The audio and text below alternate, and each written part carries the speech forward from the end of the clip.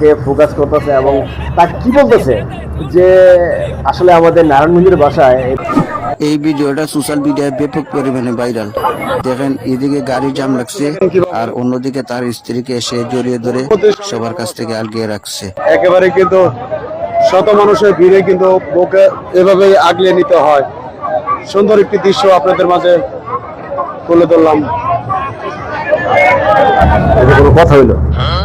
এভাবে নিজের বউরে এইভাবে আসলে ধরে রাখে এতগুলা মানুষের সামনে?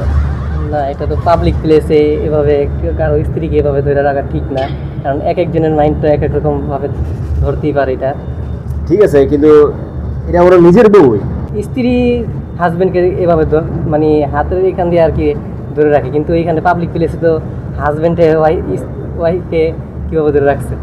এভাবে ধরে রাখাটা একটা বেমানান দেখা যায়। হ্যাঁ, সবচেয়ে বড় জিনিস, হ্যাঁ, হাজবেন্ড তার বউকে সেভে রাখবে, এটা স্বাভাবিক। হ্যাঁ। ঠিক আছে, সব জায়গা থেকে সেভে রাখবে, এটা হচ্ছে হাজবেন্ডের দায়িত্ব এবং কর্তব্য। হ্যাঁ, কিন্তু এইভাবে হাজার হাজার মানুষের সামনে এইভাবে ধরে রাখা, এটা আসলে বেমানান দেখায়। এখানে মানে হাজবেন্ডের মানে সেন্স সেরকম নাই আর কি, এই জন্যই আর কি পাবলিক প্লেসে এভাবে ধরছি ওয়াইফকে। মানে আমার মনে হয় কি, সে ভাবতেছে যে আমার একমাত্র বউ, হ্যাঁ। একটা মাত্র তো বউ, হ্যাঁ, এই একটা মাত্র বউ যদি কেউ সাপোজ হালকা টাচও করে, এটা হইতে পারে যে তার বউর জন্য অসম্মান এবং তার জন্য আরো বেশি অসম্মান হতে পারে। হ্যাঁ, কিন্তু এখানে পাবলিক প্লেসে এইভাবে সে সেভ করতে যে এইভাবে ধরে উল্টারও সমালোচিত হচ্ছে জনতার কাছে আর কি। পাবলিক প্লেসে পাবলিক প্লেসে এতগুলা মানুষ ওই লোকটাকে ফোকাস করতেছে এবং তা কি বলতেছে যে আসলে আমাদের নারায়ণগঞ্জের ভাষায় এটাকে কি বলা যায়? ভাইকিয়া বলা যায় না। এটা আসলে মানে আত্মীয় স্বজন যারা আছে তারা পুরুষ মানুষকে এই তো বলে। হ্যাঁ, এটাই বলে।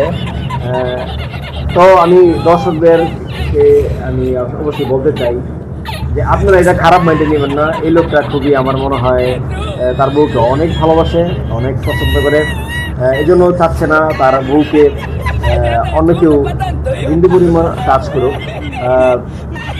যেহেতু পাবলিক প্লেস, বাংলাদেশে অনেক ছেলেপেলে আছে, দুষ্ট ছেলেপেলে আছে, তারা কি করে দুষ্টমিনি করার চেষ্টা করে।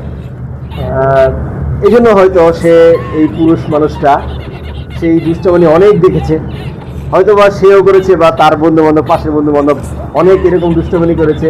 সেই জন্য চিন্তা করছে যে আমার বন্ধু বান্ধবের মতো যদি আমার বউর সাথে কেউ দুষ্টমিনি করে, যদি না করতে পারে, সেই জন্য হয়তো তার এই পদক্ষেপ নেওয়া। তো আপনারা কিছু মনে করবেন না, এই ভাইকে সবসময় সেলিউট জানাবেন, আমরাও সেলিউট জানাতেছি। প্লিজ আপনি আশা করি সেলিউট জানাবেন। ওকে, আসসালামু আলাইকুম। আপনাদের সকলকে ধন্যবাদ আমাদের সাথে থাকার জন্য, আমাদের আলোচনা শোনার জন্য। নেক্সট টাইম অন্য কোনো রিভিউ নিয়ে আপনাদের সামনে হাজির হব। বাই। আল্লাহ হাফেজ।